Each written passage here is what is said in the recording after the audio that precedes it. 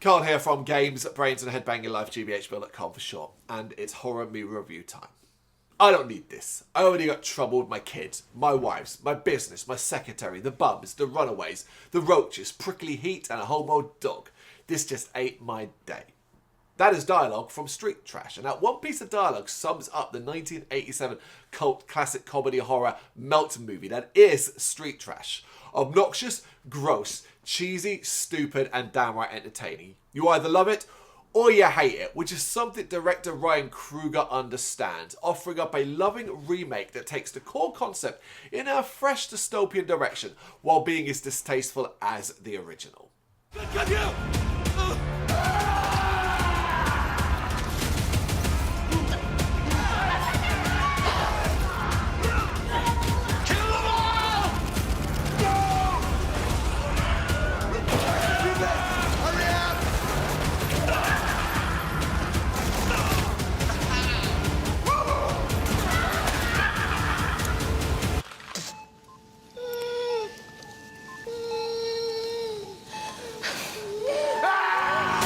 The 1987 film's nuances around homelessness and how society treats those in the lowest rungs of life are simplified and enhanced here, and this remake is all the better for it. Set in a dystopian, futuristic city in South Africa where the class system is in full effect.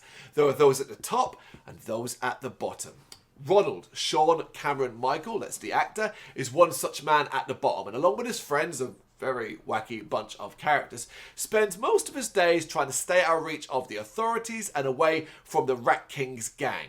A non-confrontational man, he would like to be left in peace, but the government is cracking down on those deemed the dregs of society, and their plan is to unleash a chemical weapon on them. It is quite a significant change to the original story, as out goes the poisonous booze, Viper, and in comes a less interesting but more sensible tool to get the melt part of Street Trash off and rolling. Which, to be fair, is showcased from the start, literally. We're introduced to the film witnessing one character meet a horrible fate via the chemical weapon. It sets the film's standard for glorious melting gore, and it's nice to see the practical effects and a vivid colour scheme in place. No amount of oozing blues and greens can detract from the horror of it all, especially as everything is filmed up close. This is part of the film's trick of making the viewer part of the experience, something enhanced by characters breaking the fourth wall and speaking directly to the camera. It turns out the viewer is a character too. It's just the kind of lovable madness that Street Trash delivers, and it's the kind of madness that proves to be infectious. So much so that there are many times where it simply turns into nonsense, yet it is still enjoyable to watch, provided that this is what Street Trash is. You understand that this is what Street Trash is. It has a story, it has characters, and it has a point, but all of that comes via a tornado of chaos, gory and stupid chaos. It is a ton of fun, but it does have problems. None more so than the irreverent humour that misses the marks more time than it actually hits. Street Trash isn't a funny film. Certainly not the way it tries to be, and sometimes it can get a bit tiresome seeing it fall flat in its face again and again. Alongside that, the overarching story just isn't that interesting, and there are moments between characters that feel awkward and forced, at complete odds with the tone of the film. None more obvious than Alex's, that's Donna Cormack Thompson's character, her emotional childhood conversation with Ronald.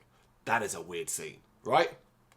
When it's all said and done though, the only long-term effect this remake will have on most is the delivery of insanity and modern melt imagery, which isn't a bad thing, I think.